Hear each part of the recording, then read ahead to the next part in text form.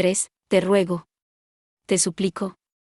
Te imploro que aceptes mis disculpas. La elegante melodía del nocturno interpretado por la Orquesta Real llenaba la sala, amplia como un hipódromo. Aunque hacía poco que había llegado la primavera, bajo las arañas del techo brillaban flores de 1000 colores que competían unas con otras en hermosura, y las mesas estaban llenas de platos suntuosos, de un lujo que el pueblo llano no podía ni imaginar.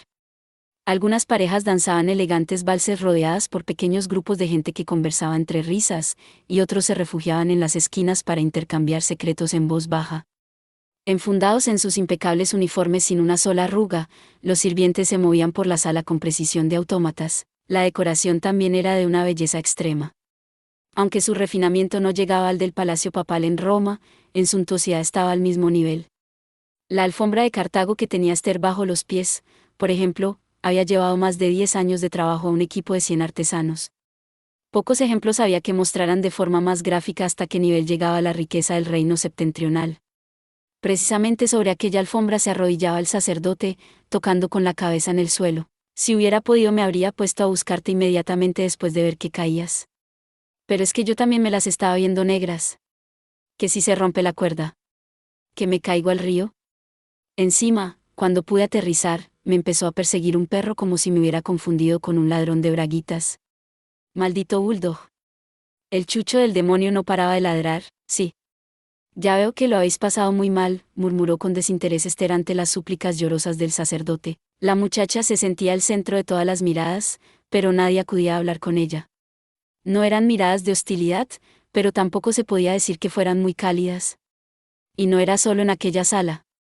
Desde que había llegado al palacio había tenido la misma sensación con todos los aristócratas que le habían presentado. Parece que la gente de este país no está muy contenta de que haya venido, susurró la joven al mismo tiempo que le alargaba un pañuelo al sacerdote, que sollozaba. Sus palabras no iban dirigidas a Abel, sino al caballero de aspecto intelectual que chupaba una pipa a su lado. Es como si no me quisieran tener aquí, pero no pudieran echarme. Esa es la sensación que tengo. Que no saben muy bien cómo tratarme. Exactly. Creo que has dado en el clavo, hermana Esther, asintió al caballero, como si estuviera alabando a una alumna aventajada. Encendiendo la pipa, cuyos colores estaban matizados por el uso, el profesor añadió con tono didáctico. Ya sabes que Albión ha sido siempre un país bastante reacio a lo que viene del exterior. Especialmente todo lo que venga del Vaticano es recibido con aversión. Por eso, no es extraño que no te reciban con los brazos abiertos. Tampoco le darían una buena acogida a su santidad el Papa mañana, en circunstancias normales. Es que la situación no es normal, efectivamente. Albión se ve forzado a tomar una decisión muy importante. Es una decisión que marcará el destino del país durante las próximas décadas o quizá incluso siglos. Por eso no saben bien cómo tratarte. Ah, muchas gracias. El agente William Wordsworth recibió con agradecimiento el cenicero que Esther le ofrecía. Su cara de póker era famosa en el Vaticano y para Esther era un completo misterio las emociones que le despertaba aquella visita a su país natal. Por su expresión irónica, parecía que incluso encontraba la situación divertida. Según la decisión que tome, el reino puede abandonar su tradicional aislamiento y acercarse al Vaticano.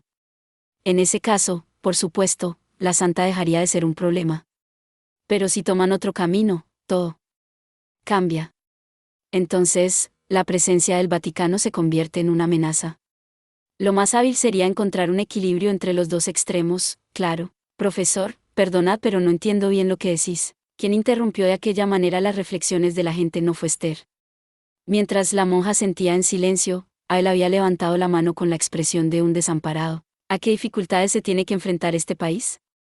¿Es que va a ocurrir algo importante? Por favor, padre, lo mínimo que podríais hacer es leer los periódicos. Mientras, pensativo, el profesor entrecerraba los ojos, Esther intervino para reprender al despistado sacerdote.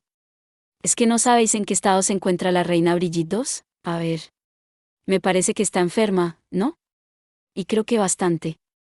Grave, desgraciadamente la cosa pasa de grave. Es solo cuestión de días.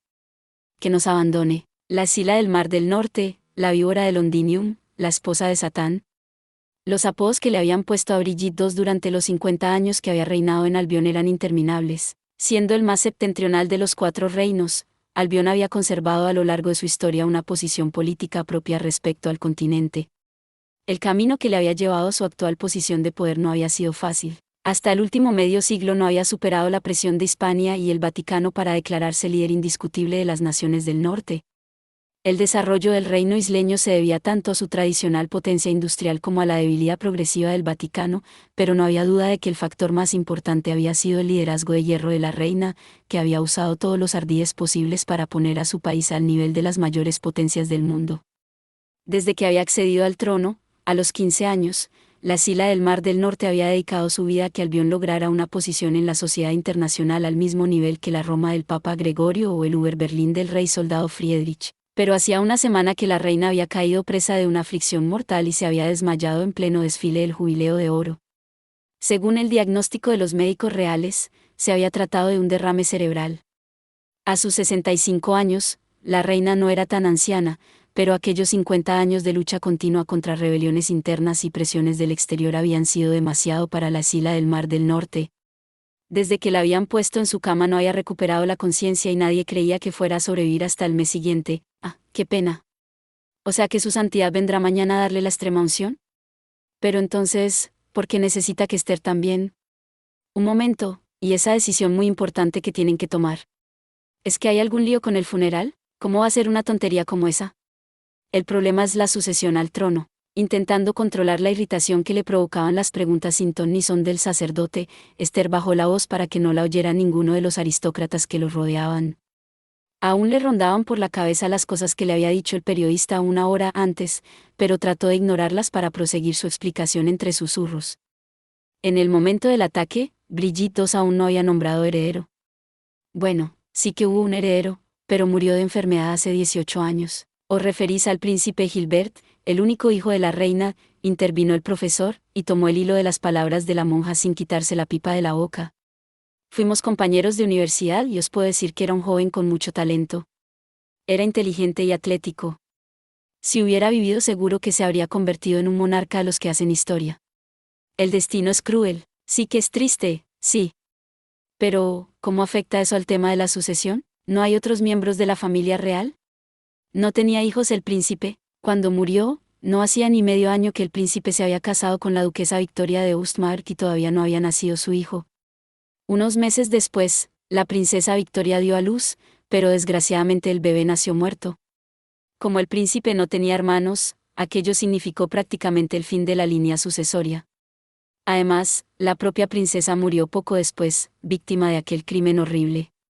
El caso Witte, repitió con cara de ignorancia Abel, sin darse cuenta de la tensión que la mención de aquel nombre había provocado en Esther. Es aquel caso del caballero que mató a la princesa y a su propia esposa. Lord Edward Witte era como se llamaba, así es. Hasta el asesinato se le consideraba el caballero más noble del reino. Era un brillante guerrero, y junto a su esposa, Julia Witte, eran las personas de confianza de la princesa. Ya veo. ¿Qué pudo llevar a una persona así a cometer tamaño crimen? ¿Quién sabe? Existen muchas teorías al respecto. Hay quien dice que estaba enamorado de la princesa. Otros que sospechaba que su mujer había tenido una relación secreta con el príncipe. La verdad es que no lo sé. Cuando ocurrió, yo ya no estaba en el país. El profesor dejó escapar un suspiro triste poco habitual en él. Cerrando de nuevo los ojos, se concentró en dar una profunda calada a su pipa, quizá recordando las circunstancias que le habían llevado a dejar su país, o pensando en los problemas que acechaban al reino sin heredero. Desde la muerte del príncipe Gilbert habían pasado 19 años, y la reina Brigitte II todavía no había escogido un sucesor. Mejor dicho, no había podido escogerlo, porque después de la muerte de su hijo y su nieto, no quedaba nadie en el palacio que formara parte de su familia directa. Había varios factores que habían contribuido a aquella situación, pero el más importante era probablemente la costumbre de la Casa Real de Albión de practicar casamientos consanguíneos. En los últimos 50 años habían sido muy raros los nacimientos en la familia real, y la mayoría de los niños habían muerto jóvenes por causa de alguna enfermedad hereditaria.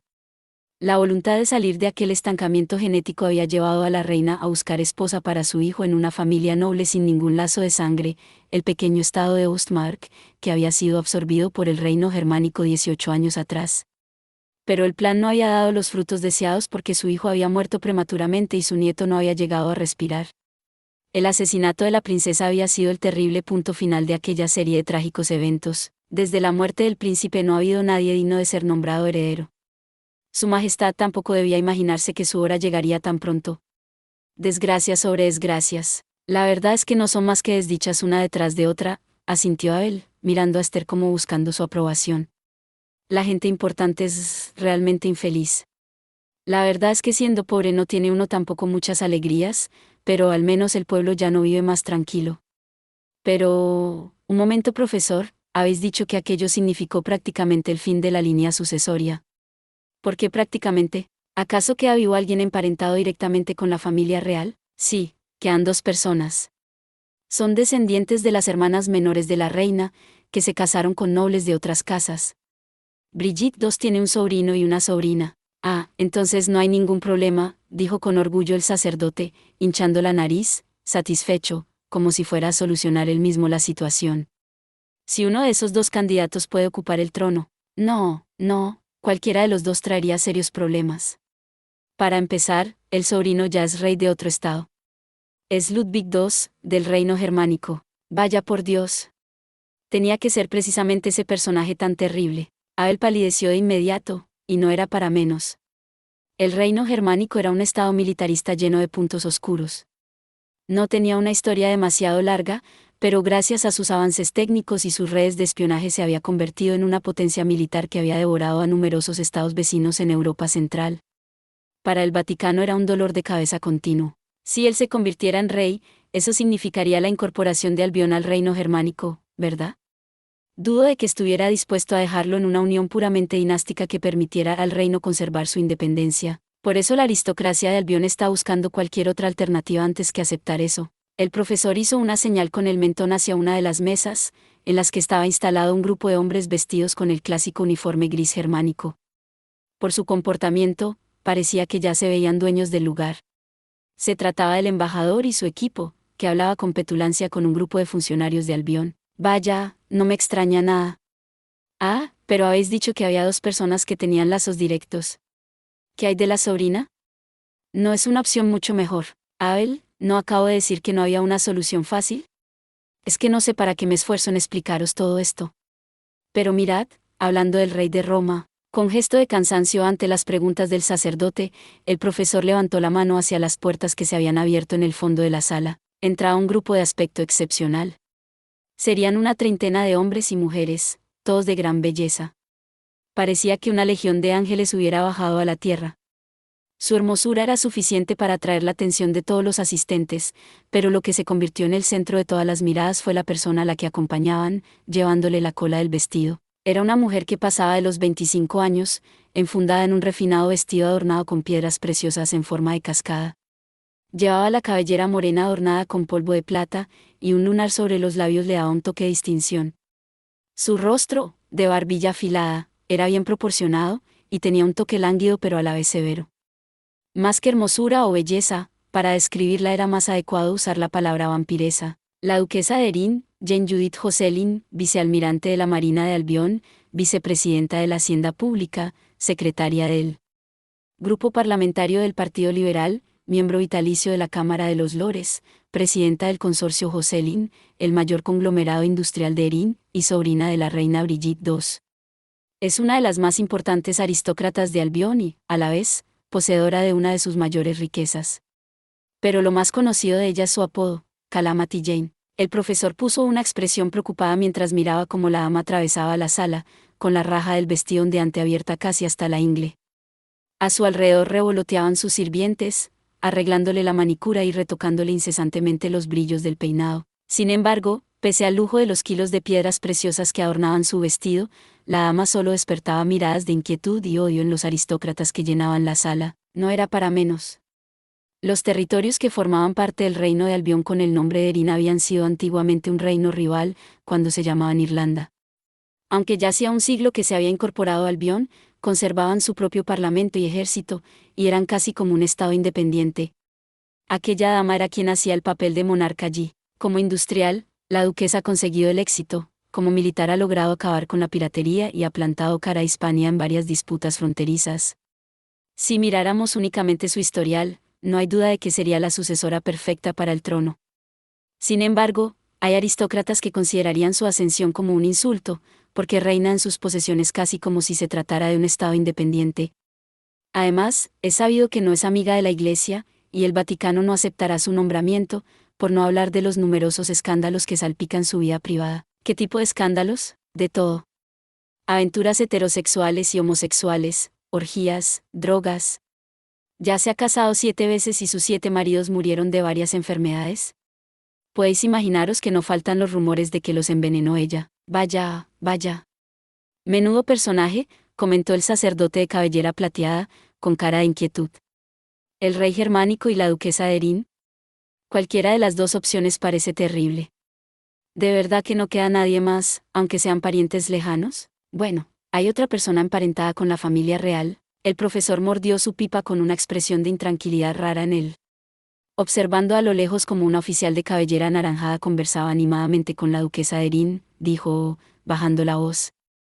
Es alguien que forma parte del ejército y dicen que es una persona muy capaz, pero desgraciadamente no es fruto de un matrimonio legítimo. Nació como resultado de un romance que tuvo el príncipe antes de casarse. Ah, claro, si es ilegítimo, dijo Abel, con cara de haberse quedado sin opciones. Según la ley de la Iglesia, todos los bebés nacidos fuera de un matrimonio consagrado eran considerados ilegítimos, por ejemplo, los hijos de madres solteras o de amantes.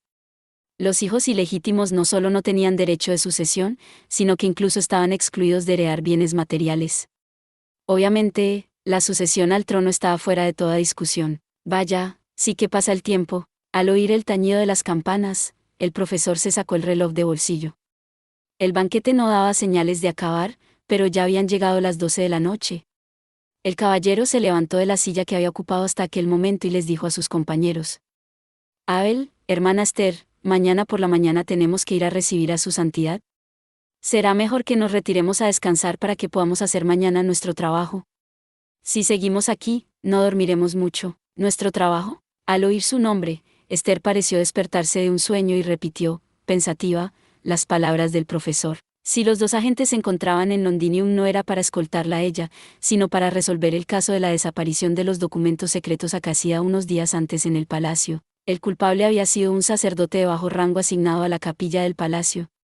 Abrumado por deudas contraídas en el juego, había sustraído los documentos con la intención de venderlos. La verdad era que los documentos almacenados en el palacio tenían décadas, si no siglos, de antigüedad, y muy poco tenían que ver con la situación política internacional contemporánea. De todos modos, si se hacía público el trasfondo del caso, se convertiría en un escándalo. Para el Vaticano era especialmente importante el hecho de que el culpable fuera un religioso no provocara aún más fricciones con Albión en aquellos momentos tan delicados. Por eso, Caterina había decidido enviar al profesor y a Abel a solucionar el caso. Pero los documentos han sido recuperados y el sacerdote que los robó está bajo custodia policial.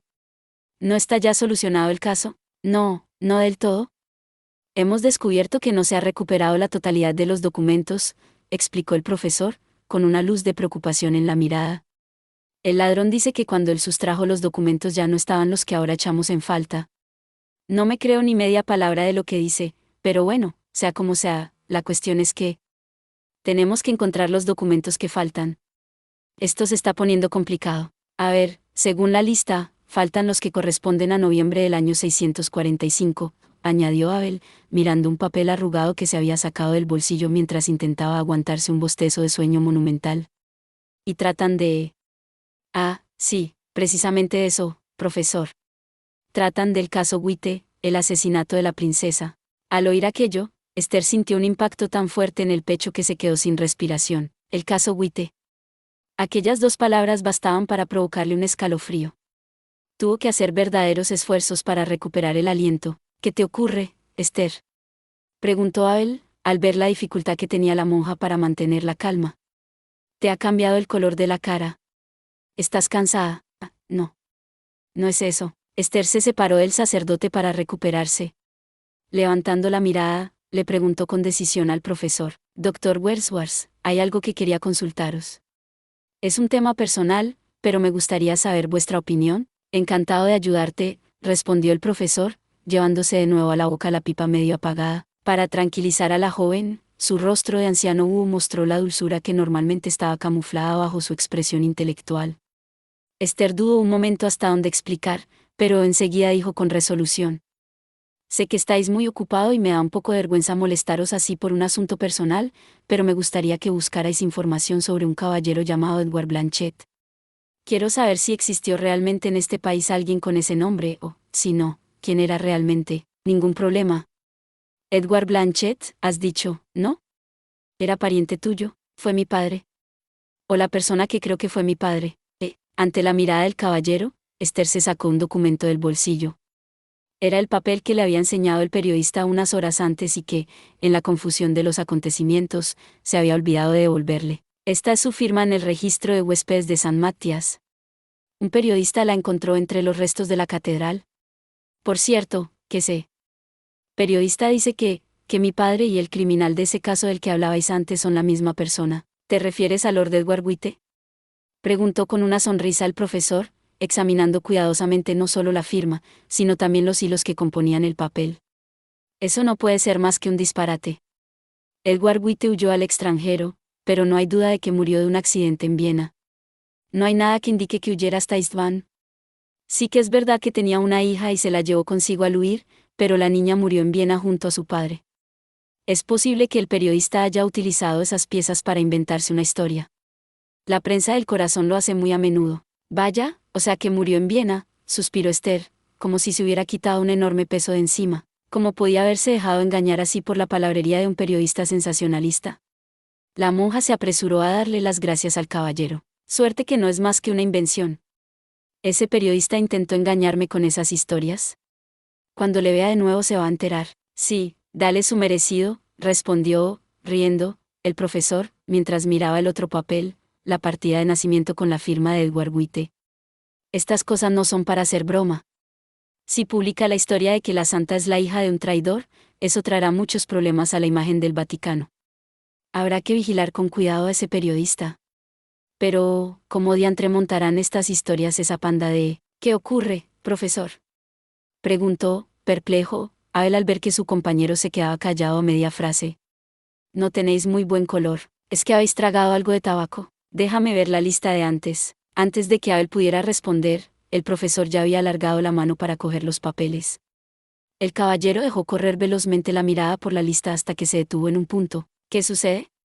¿Habéis descubierto algo raro? Está en la lista. ¿Qué está en la lista? Este documento está en la lista de papeles robados. Antes de que pudiera acabar la frase, Esther le había arrebatado la lista de documentos secretos. Los que habían sido sustraídos estaban marcados con un círculo. Los que habían sido recuperados después tenían una cruz sobre el círculo, pero había una entrada que no estaba marcada con una cruz.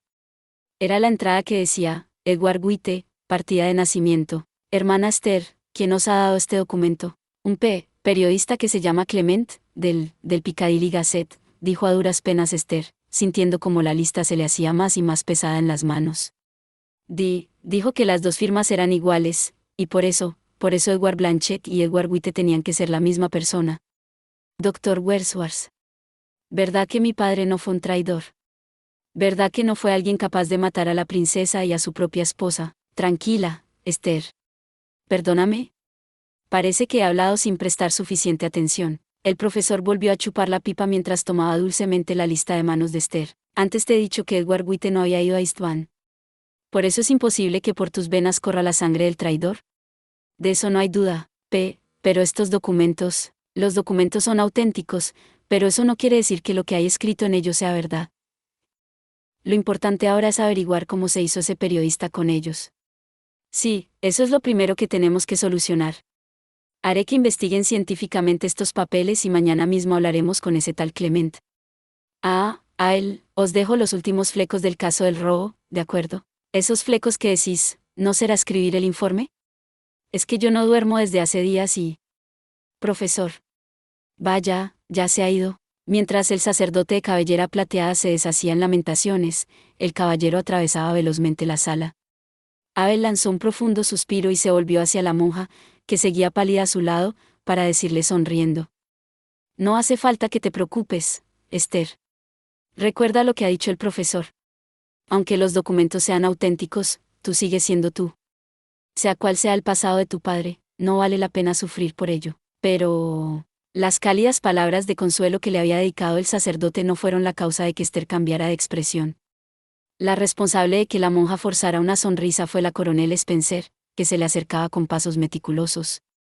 La acompañaban la duquesa de Erin, que más bien parecía un expositor de joyas andante, y todo su séquito de servidores. ¿Os puedo servir de algo, coronel? En aquellas circunstancias, para Esther era una tortura indecible el solo hecho de hablar con alguien, pero se esforzó para componer una expresión afable.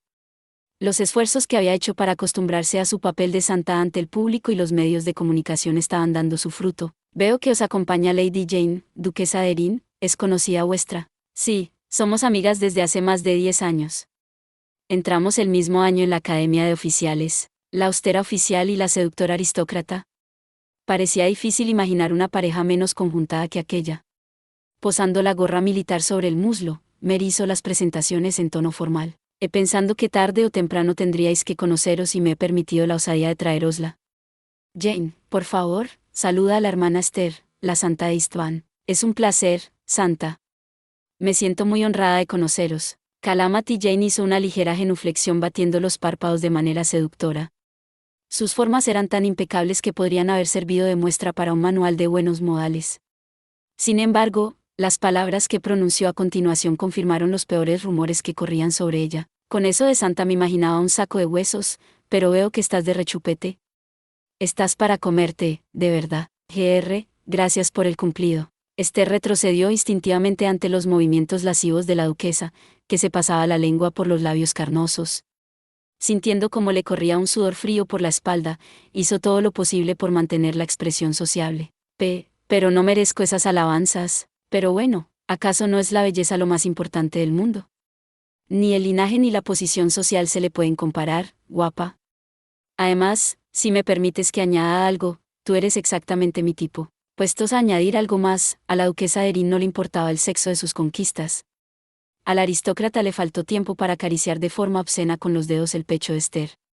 Ruborizada, la joven simuló que no ocurría nada mientras buscaba desesperadamente una manera de escapar de allí. Sí.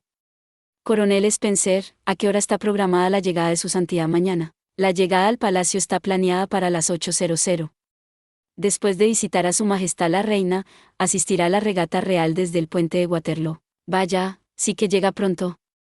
Entonces, lo mejor será que hoy me retire a descansar pronto. Bueno, Esther, tampoco hace falta que...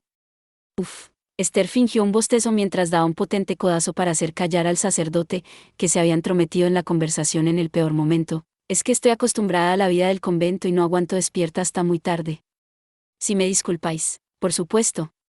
Permitid que os indique el camino a vuestros aposentos. Detrás de Mary, la duquesa de Erin la miraba babeando. ¿Puedo acompañaros? Tengo muchos pecados que confesar y me gustaría que la santa me escuchara. No hace falta que vengas, Jane. Pero bueno, Mary, qué fría. Se nota que estás perdiendo la elegancia. Y tú conservas demasiada, respondió bruscamente Mary, ahuyentando con un gesto a la mujer que podía convertirse en la próxima ocupante del trono. Protegiendo con su cuerpo erguido a Esther de la mirada pegajosa de la duquesa de Erin, la coronel les abrió paso entre la multitud. La monja y el sacerdote la siguieron apresuradamente. Por cierto, vuestras estancias se encuentran en el ala de invitados.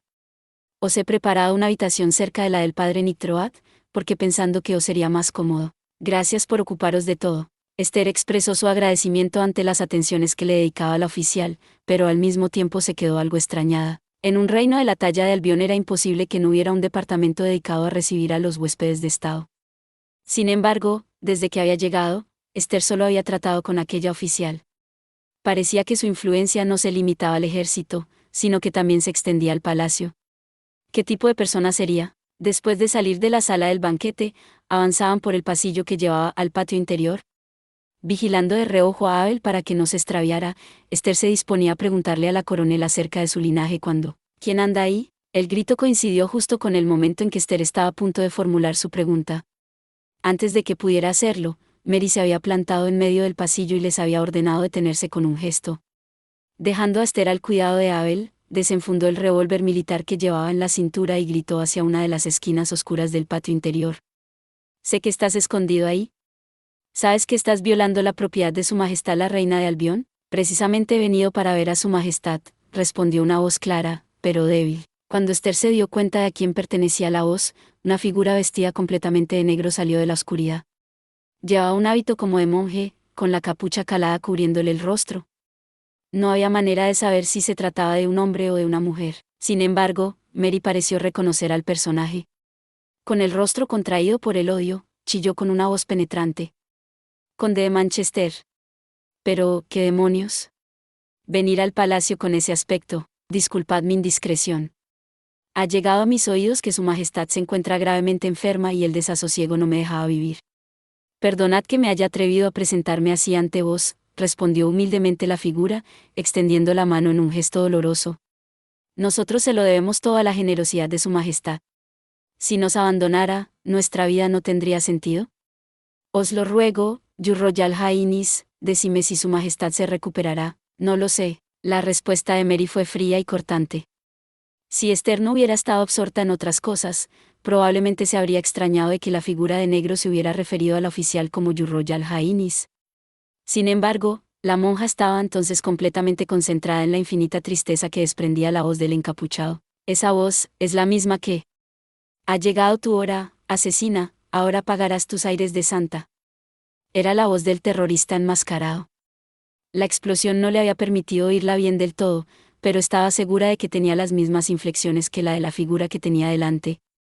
Eran perfectamente idénticas. Mary, por su parte, siguió reprendiendo a la figura con voz clara. Sea como sea, hoy hay un banquete, y el palacio no es lugar para que alguien como vos entre vestido de esa manera. Escuchadme bien, conde, lo mejor será que os marchéis de inmediato. Y no volváis a aparecer nunca más por aquí con ese aspecto tan funesto. No he tenido otra opción, suspiró tristemente la figura, y se alejó sin ruido del patio. Lo siento mucho, santa, dijo Mary en cuanto el encapuchado hubo desaparecido, recomponiendo su expresión para pedirles disculpas a sus invitados. Ese era el conde de Manchester. Fue expulsado del palacio por un grave desliz que cometió contra su majestad, pero a menudo inventa excusas para intentar colarse de nuevo. Es un personaje muy difícil de tratar. Ah, ya lo veo. Es una pena. Por cierto, ¿es esta la de invitados? Esther no replicó ante las disculpas espontáneas de Mary. Al ver que habían llegado al ala donde se encontraban sus aposentos, levantó el rostro alegremente. Ah, a partir de aquí no hace falta que nos acompañéis. Muchas gracias por todo, coronel Spencer. Contamos con vos para que todo vaya bien mañana. Será un placer. Buenas noches. Después de responder cortésmente a las palabras de Esther, la oficial se dio la vuelta y desapareció cruzando el patio con pasos regulares. En cuanto se quedaron solos, la monja agarró de las solapas al sacerdote, que intentaba aguantarse los bostezos. Vamos a seguirle, padre. Oh, vaya susto que me has dado. ¿A quién quieres que sigamos? ¿A la coronel? Da lo mismo la coronel. Me refiero al de negro. Gritó Esther, zarandeando al sacerdote, que aparentaba no enterarse de nada. La figura ya había desaparecido, pero el patio solo tenía una salida. Si se apresuraban, aún podrían alcanzarle. Ese encapuchado es el terrorista que me secuestró en el aeropuerto. Estoy segura. La voz era la misma. ¿En serio? Preguntó Abel, con voz extrañada. Pero, ¿aquella persona no era conocida de la coronel Spencer? Creo que antes has dicho que el terrorista la insultó en el aeropuerto. ¿No es un poco contradictorio? A mí me parece raro, vamos. Precisamente porque es raro tenemos que comprobar lo que ocurre. Bueno, pues no vengáis si no queréis, dijo la monja, comprobando por debajo del hábito la posición de su escopeta. Le perseguiré yo sola. Idos a dormir, padre. De acuerdo, de acuerdo. Solo quieres seguirle, ¿verdad? Ya le perseguiré yo. Tú quédate descansando. No quiero. Yo también voy. Imposible. Abel levantó el dedo para hacer callar a la monja y negó con la cabeza, al mismo tiempo que señalaba hacia la sala iluminada. Mañana tienes una tarea importante, que es vértelas con esa pandilla. Déjame que yo me encargue de esto y tú ocúpate de descansar para que puedas cumplir tu misión. Pero no se hable más. Déjamelo a mí. Comprobaré a dónde va y volveré enseguida. Tú preocúpate de dormir y estar fresca mañana. Después de repetir sus consejos con una sonrisa, Abel se giró y atravesó corriendo el patio. Si Esther hubiera poseído el poder legendario de las tantas santas de ver el futuro, probablemente no habría dejado que Abel se fuera. Sin embargo, como no tenía esa capacidad, simplemente se quedó mirando la figura delgaducha que desaparecía en la oscuridad y le gritó: «No hagáis ninguna tontería, y volved sano y salvo». Sí, sí, tranquila. Cuando se apagó el eco de sus palabras, no se veía en el patio ni rastro del sacerdote. Eso es todo por este video. Espero que hayas disfrutado de la narración de esta emocionante novela web o ligera.